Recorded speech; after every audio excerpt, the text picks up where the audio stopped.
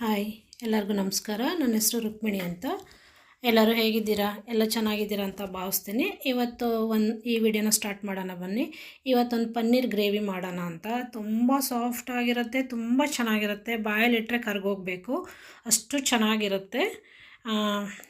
ಯಾರ್ಯಾರು ನನ್ನ ಚಾನಲ್ ನೋಡ್ತಿದ್ದೀರಾ ಎಲ್ಲರೂ ದಯವಿಟ್ಟು ಸಬ್ಸ್ಕ್ರೈಬ್ ಮಾಡ್ಕೊಳ್ಳಿ, ಸಪೋರ್ಟ್ ಮಾಡಿ, ಒಂದು ಲೈಕ್ ಮಾಡಿ. ಹೇಗೆ ಮಾಡೋದು ಅಂತ ನೋಡ್ಕೊಳ್ಳೋಣ ಬನ್ನಿ. ಒಂದು ಬೌಲು ಇದು ತೊಗೊಂಡಿದ್ದೀನಿ, ಪನ್ನೀರ್ ತೊಗೊಂಡಿದ್ದೀನಿ. ಆಮೇಲೆ 200 ಗ್ರಾಮ್ ಇದೆ ಪನ್ನೀರು. ಆಮೇಲೆ ಒಂದು ಬೌಲು ಇದು ಬಟಾಣಿ ತೊಗೊಂಡಿದ್ದೀನಿ. ಹೇಗೆ ಮಾಡೋದು ಅಂತ ನೋಡ್ಕೊಳ್ಳೋಣ ಬನ್ನಿ. ಇದು ದೋಸೆಗೆ, ಚಪಾತಿಗೆ, ರೊಟ್ಟಿಗೆ ತುಂಬ ಚೆನ್ನಾಗಿರುತ್ತೆ. ಬೆಳಗಿನ ತಿಂಡಿಗೆ ಇಲ್ಲ ನೈಟಿಗೆ ಮಾಡ್ಕೊಬೋದು. ತುಂಬ ಟೇಸ್ಟಿಯಾಗಿರುತ್ತೆ. ಹೇಗೆ ಮಾಡೋದು ಅಂತ ನೋಡ್ಕೊಳ್ಳೋಣ ಬನ್ನಿ. ಫಸ್ಟು ಇದಕ್ಕೊಂದು ಖಾರ ರೆಡಿ ಮಾಡ್ಕೊಳ್ಳೋಣ. ಸ್ಟವ್ ಮೇಲೆ ಒಂದು ಬಾಣಲಿ ಇಟ್ಕೊಂಡಿದ್ದೀನಿ.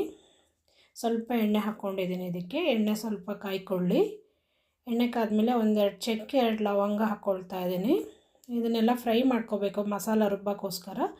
ಒಂದು ಸ್ವಲ್ಪ ಬೆಳ್ಳುಳ್ಳಿ, ಒಂದು 10 ಎಸ್ಳು ಬೆಳ್ಳುಳ್ಳಿ ಹಾಕ್ಕೊಂಡಿದ್ದೀನಿ. ಒಂದು ಅರ್ಧ ಇಂಚು ಶುಂಠಿ ಕಟ್ ಮಾಡಿ ಹಾಕ್ಕೊಂಡಿದ್ದೀನಿ. ಆಮೇಲೆ ಒಂದು ಮೀಡಿಯಮ್ ಸೈಜ್ 2 ಈರುಳ್ಳಿ ಉದ್ದುದ್ದ ಹೆಚ್ಚಿ ಹಾಕ್ಕೊಂಡಿದ್ದೀನಿ. ಇದನ್ನು ಫ್ರೈ ಮಾಡ್ಕೊಳ್ಳೋಣ. ಎಣ್ಣೆಯಲ್ಲಿ ನೀಟಾಗಿ ಫ್ರೈ ಆಗಬೇಕು. ತುಂಬ ಡೀಪ್ ಫ್ರೈ ಮಾಡೋದೇನು ಬೇಡ, ಸ್ವಲ್ಪ ಅದು ಎಣ್ಣೆಯಲ್ಲಿ ಬೇಯ್ಕೊಳ್ಳೋ ಅಷ್ಟು ಫ್ರೈ ಮಾಡಿದ್ರೆ ಸಾಕು. ಇದು ಬೆಂದಿದೆ. ಈ ಟೈಮಲ್ಲಿ 2 ಟೊಮೊಟೊ ಹಣ್ಣು ತೊಗೊಳ್ತೀನಿ. ಇದು ಅಷ್ಟೇ ಮೀಡಿಯಮ್ ಸೈಜ್ ತೊಗೊಂಡಿದ್ದೀನಿ. ಇದನ್ನು ಅಷ್ಟೇ, ಇದನ್ನು ನೀಟಾಗಿ ಸ್ಮ್ಯಾಶ್ ಆಗೋವರೆಗೂ ಇದನ್ನೆಲ್ಲ ಮಿಕ್ಸ್ ಮಾಡಿ ಫ್ರೈ ಮಾಡ್ಕೊಳ್ಳೋಣ. ಒಂದು 10ರಿಂದ 15 ಗೋಡಂಬಿ ತೊಗೊಂಡಿದ್ದೆ, ನೆನೆಸಿಟ್ಕೊಂಡಿದ್ದೆ. ಇದನ್ನು ಹಾಕ್ಕೊಳ್ತಾ ಇದ್ದೀನಿ. ನಾನು ತೆಂಗಿನಕಾಯಿ ಯೂಸ್ ಮಾಡ್ತಾಯಿಲ್ಲ, ಬದಲಿಗೆ ಗೋಡಂಬಿ ಯೂಸ್ ಮಾಡ್ತಾಯಿದ್ದೀನಿ. ತುಂಬ ಟೇಸ್ಟಿಯಾಗಿ ಬರುತ್ತೆ, ಅದಕ್ಕೋಸ್ಕರ. ನೋಡಿ, ಇದೆಲ್ಲ ನೀಟಾಗಿ ಫ್ರೈ ಆಗಿದೆ. ತುಂಬ ಫ್ರೈ ಆಗೋದು ಬೇಡ, ಇಷ್ಟು ಫ್ರೈ ಆದರೆ ಸಾಕು. ನೋಡಿ, ನೀಟಾಗಿ ಬೆಂದಿದೆ. ಇದು ಈ ಥರ ಬೇಯಬೇಕು. ಇದು ತೆಗೆದು ಒಂದು 10 ನಿಮಿಷ ತಣ್ಣಗಾಗಕ್ಕೆ ಬಿಟ್ಕೊಳ್ತೀನಿ. ಇದನ್ನು ಇಳಿಸ್ಬಿಟ್ಟು ಆಮೇಲೆ ಇದನ್ನೆಲ್ಲ ತೆಗೆದು ಒಂದು ಮಿಕ್ಸಿ ಜಾರ್ಗೆ ಹಾಕ್ಕೊಂಡಿದ್ದೀನಿ. ಇವಾಗ ಹಾಕ್ಕೊಂಡಿದ್ದನ್ನು ಸಣ್ಣಗೆ ಪೇಸ್ಟ್ ಮಾಡ್ಕೊಂಬರೋಣ. ನೋಡಿ, ಈ ಥರ ಪೇಸ್ಟ್ ಮಾಡ್ಕೊಬೇಕು. ನೋಡಿ, ಈ ಥರ ಆಗಿದೆ. ಇದು ತುಂಬ ಸಣ್ಣಗೆ ಪೇಸ್ಟ್ ಮಾಡ್ಕೊಂಡಿದ್ದೀನಿ.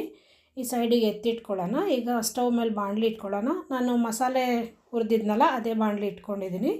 ಎಣ್ಣೆ ಹಾಕ್ಕೊಂಡಿದ್ದೀನಿ. ಈ ಸ್ವಲ್ಪ ಜೀರಿಗೆ ಮತ್ತು ಸಾಸಿವೆ ಹಾಕ್ಕೊಂಡಿದ್ದೀನಿ. ಮೀಡಿಯಮ್ ಸೈಜ್ 2 ಈರುಳ್ಳಿ ಹೆಚ್ಚಿಟ್ಕೊಂಡಿದ್ದೆ, ಅದನ್ನು ಹಾಕ್ಕೊಳ್ತಾ ಇದ್ದೀನಿ. ಹಾಕ್ಕೊಂಡು ಇದನ್ನು ಫ್ರೈ ಮಾಡ್ಕೊಳ್ಳೋಣ. ಸ್ವಲ್ಪ ಕರಿಬೇವು ಹಾಕ್ಕೊಳ್ತಾ ಇದ್ದೀನಿ. ಸ್ವಲ್ಪ ಎಣ್ಣೆ ಜಾಸ್ತಿನೇ ಯೂಸ್ ಮಾಡಿದ್ದೀನಿ. ಒಂದು 5ರಿಂದ 6 ಸ್ಪೂನ್ ಹಾಕ್ಕೊಂಡಿದ್ದೀನಿ. ಎಣ್ಣೆ ಇದ್ದರೆ ಚೆನ್ನಾಗಿರುತ್ತೆ, ಸ್ವಲ್ಪ ಜಾಸ್ತಿ ಎಣ್ಣೆ ಇದ್ದರೆ, ಅದಕ್ಕೋಸ್ಕರ. ನೋಡಿ, ಇದು ಫ್ರೈ ಆಗಿದೆ. ನೋಡಿ, ಈ ಥರ ಫ್ರೈ ಮಾಡ್ಕೋಬೇಕು ನೀಟಾಗಿ.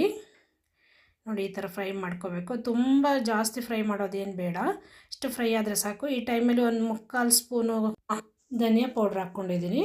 1 ಸ್ಪೂನ್ ಖಾರದ ಪುಡಿ, ಅರ್ಧ ಸ್ಪೂನು ಗರಂ ಮಸಾಲ, 1 ಚಿಟಿಕೆಯಷ್ಟು ಅರಶಿನ ಪುಡಿ ಹಾಕ್ಕೊಂಡಿದ್ದೀನಿ. ಹಾಕ್ಕೊಂಡು ಇದನ್ನು ಎಣ್ಣೆಲಿ ನೀಟಾಗಿ ಫ್ರೈ ಮಾಡ್ಕೊಳ್ಳೋಣ. ನೋಡಿ, ಈ ಥರ ಫ್ರೈ ಆಗಬೇಕು. ಇದು ಎಣ್ಣೆಲೆ ಅದು ಪೌಡ್ರುಗಳದೆಲ್ಲ ಹಸಿ ವಾಸನೆ ಹೋಗಬೇಕು. ಆ ಥರ ಇದನ್ನು ನೀಟಾಗಿ ಫ್ರೈ ಮಾಡ್ಕೊಳ್ಳೋಣ. ಮೀಡಿಯಮ್ ಫ್ಲೇಮಲ್ಲಿ ಇಟ್ಕೊಂಡು ಫ್ರೈ ಮಾಡ್ಕೊಳ್ಳೋಣ, ಇಲ್ಲ ಸುಟ್ಟೋಗ್ಬಿಡುತ್ತೆ ಇದು. ಈಗ ಅದಾಗಿದೆ. ಈಗ ರುಬ್ಬಿಟ್ಕೊಂಡಿದ್ನಲ್ಲ, ಖಾರ ಹಾಕ್ಕೊಳ್ತಾ ಇದ್ದೀನಿ. ಇದಕ್ಕೆ ಹಾಕ್ಕೊಂಡು ಇದನ್ನು ಒಂದು ಒಳ್ಳೆ ಮಿಕ್ಸ್ ಕೊಡೋಣ ನೀಟಾಗಿ. ಮೀಡಿಯಮ್ ಫ್ಲೇಮಲ್ಲೇ ಇಟ್ಕೊಂಡು ಮಿಕ್ಸ್ ಮಾಡ್ಕೊಳ್ಳೋಣ ಇದನ್ನು ನೀಟಾಗಿ. ನೋಡಿ, ಈ ಥರ ಮಿಕ್ಸ್ ಮಾಡ್ಕೊಬೇಕು. ಯಾರ್ಯಾರು ನನ್ನ ಚಾನಲ್ ನೋಡ್ತಾ ಇದ್ದೀರಾ ದಯವಿಟ್ಟು ಸಪೋರ್ಟ್ ಮಾಡಿ, ಸಬ್ಸ್ಕ್ರೈಬ್ ಮಾಡಿ. ವಿಡಿಯೋ ಇಷ್ಟ ಆದರೆ ಒಂದು ಲೈಕ್ ಮಾಡೋದನ್ನ ಮರಿಬೇಡಿ. ದಯವಿಟ್ಟು ಸಪೋರ್ಟ್ ಮಾಡಿ. ನೋಡಿ, ಈಗ ಹಸಿ ವಾಸನೆ ಎಲ್ಲ ಹೋಗಬೇಕು. ಆ ಥರ ಒಂದು 2ರಿಂದ 3 ನಿಮಿಷ ನೀಟಾಗಿ ಫ್ರೈ ಮಾಡ್ಕೊಂಡಿದ್ದೀನಿ. ಈ ಟೈಮಲ್ಲಿ ಖಾರ ರುಬ್ಬಿಟ್ಕೊಂಡಿದ್ನಲ್ಲ ಜಾರು, ಅದರಲ್ಲಿರೋ ಸ್ವಲ್ಪ ನೀರು ಕಲಸಿ ಹಾಕ್ಕೊಳ್ತಾ ಇದ್ದೀನಿ. ಹಾಕ್ಕೊಂಡು ಇದನ್ನು ಇನ್ನೊಂದು ಸಲ ಮಿಕ್ಸ್ ಮಾಡ್ಕೊಳ್ಳೋಣ. ನೀಟಾಗಿ ಮಿಕ್ಸ್ ಮಾಡ್ಕೋಬೇಕು ನಿಧಾನವಾಗಿ. ಇನ್ನು ಉಳಿದಿದ್ದು ಇನ್ನೊಂದು ಸ್ವಲ್ಪ ನೀರು ಹಾಕ್ಕೊಳ್ತೀನಿ. ನಮಗೆ ಎಷ್ಟು ಗ್ರೇವಿ ಬೇಕು ಅಷ್ಟು ನೋಡಿಕೊಂಡು ನೀರು ಹಾಕ್ಕೊಳ್ಳೋಣ. ನಾನು ಸ್ವಲ್ಪ ಗ್ರೇವಿ ತಿಕ್ಕಾಗಿರಲಿ ಅಂತ ಮಾಡ್ತಾಯಿದ್ದೀನಿ, ಹಾಗಾಗಿ ಸ್ವಲ್ಪನೇ ನೀರು ಹಾಕ್ಕೊಂಡಿದ್ದೀನಿ. ನಮ್ಗೆ ಎಷ್ಟು ಬೇಕು ಗ್ರೇವಿ ಅಷ್ಟು ನೋಡ್ಕೊಂಡು ಹಾಕ್ಕೊಳ್ಳೋಣ. ನೋಡಿ, ನಾನು ಎಷ್ಟು ಹಾಕ್ಕೊಂಡಿದ್ದೀನಿ. ಗೋಡಂಬಿ ಹಾಕಿರೋದ್ರಿಂದ ಅದು ಬೆಂದು ಮಸಾಲೆ ಇನ್ನೂ ಗಟ್ಟಿ ಆಗುತ್ತೆ, ಅದಕ್ಕಾಗಿ ಇಷ್ಟು ನೀರು ಹಾಕ್ಕೊಂಡಿದ್ದೀನಿ. ಈ ರುಚಿಗೆ ತಕ್ಕಷ್ಟು ಉಪ್ಪು ಹಾಕ್ಕೊಂಡಿದ್ದೀನಿ. ಹಾಕ್ಕೊಂಡು ಇದನ್ನೊಂದು ಮಿಕ್ಸ್ ಕೊಡೋಣ. ನೋಡಿ, ಈ ಥರ ಮಿಕ್ಸ್ ಮಾಡ್ಕೋಬೇಕು ನೀಟಾಗಿ. ಮಿಕ್ಸ್ ಮಾಡಿಕೊಂಡು ಇದ್ರ ಮೇಲೆ ಒಂದು ಪ್ಲೇಟ್ ಮುಚ್ಚಿಬಿಟ್ಟು ಒಂದು 5 ನಿಮಿಷ ಇದನ್ನು ಬೇಯಿಸ್ಕೊಳ್ತೀನಿ. ಮೀಡಿಯಮ್ ಫ್ಲೇಮಲ್ಲೇ ಇಟ್ಕೊಂಡು ಇದನ್ನು ಬೇಯಿಸ್ಕೊಳ್ಳೋಣ. ನೋಡಿ, ಇದು ಬೇಯ್ತಾ ಇದೆ. ಒಂದು ಸಲ ತೆಗೆದಿದ್ದೀನಿ, ಆಗಾಗಲೇ ಕೈ ಆಡಿಸ್ತಾ ಇರಬೇಕು.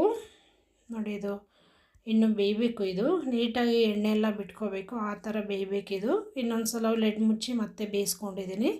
ಒಂದು 5ರಿಂದ 7 ನಿಮಿಷಗಳ ಕಾಲ ನೀಟಾಗಿ ಬೇಯಿಸ್ಕೊಂಡಿದ್ದೀನಿ. ಮಸಾಲೆ ಸ್ಮೆಲ್ಲೆಲ್ಲ ಹೋಗಬೇಕು, ಆ ಥರ ಬೇಯಿಸ್ಕೋಬೇಕು ಇದನ್ನು. ಇದಾಗಿದೆ. ಈ ಟೈಮಲ್ಲಿ ಬಟಾಣಿ, ಇದು ಒಣಗಿದ ಬಟಾಣಿ ನೈಟು ನೆನೆಸಿಟ್ಕೊಂಡಿದ್ದೆ. ಬೆಳಗ್ಗೆ ಎದ್ದು ಒಂದು 2 3 ನಿಮಿಷ ಬೇಯಿಸ್ಕೊಂಡಿದ್ದೀನಿ. ಅದನ್ನು ಸ್ವಲ್ಪ ಉಪ್ಪು ಹಾಕಿ ಅದನ್ನು ಹಾಕ್ಕೊಳ್ತಾ ಇದ್ದೀನಿ. ಆಮೇಲೆ ಪನ್ನೀರನ್ನ ಹೆಚ್ಚಿಟ್ಕೊಂಡಿದ್ದೆ. ಇದು 200 ಗ್ರಾಮ್ ಪನ್ನೀರಿದೆ, ಇದನ್ನು ಹಾಕ್ಕೊಳ್ತಾ ಇದ್ದೀನಿ. ಹಾಕ್ಕೊಂಡು ಒಂದು 5 ನಿಮಿಷ ಇದನ್ನು ನೀಟಾಗಿ ಬೇಯಿಸ್ಕೊಳ್ಳೋಣ ಮೀಡಿಯಮ್ ಫ್ಲೇಮಲ್ಲಿ. 5 ನಿಮಿಷ ಬೇಯಿಸ್ಕೊಂಡ್ರೆ ಸಾಕು, ಜಾಸ್ತಿ ಏನು ಬೇಡ, ಬೆಂದ್ಬಿಡುತ್ತೆ ಅದು. ನೋಡಿ ಈಗ ಬೇಯ್ತಾ ಇದೆ ಇದು. ಇಷ್ಟೇ, ಇದು ಮಸಾಲೆ ರೆಡಿ ಆಯಿತು. ಬಾಯಲ್ಲಿಟ್ಟರೆ ಕರ್ಗೋಗುತ್ತೆ, ಅಷ್ಟು ಟೇಸ್ಟಿಯಾಗಿರುತ್ತೆ ಪನ್ನೀರ್ ಮಸಾಲ. ಲಾಸ್ಟಿಗೆ ಸ್ವಲ್ಪ ಕೊತ್ತಂಬರಿ ಸೊಪ್ಪು ಉದುರಿಸ್ತಾ ಇದ್ದೀನಿ. ಇಷ್ಟೇ, ಇದು ಮಸಾಲ ತುಂಬ ಚೆನ್ನಾಗಿರುತ್ತೆ.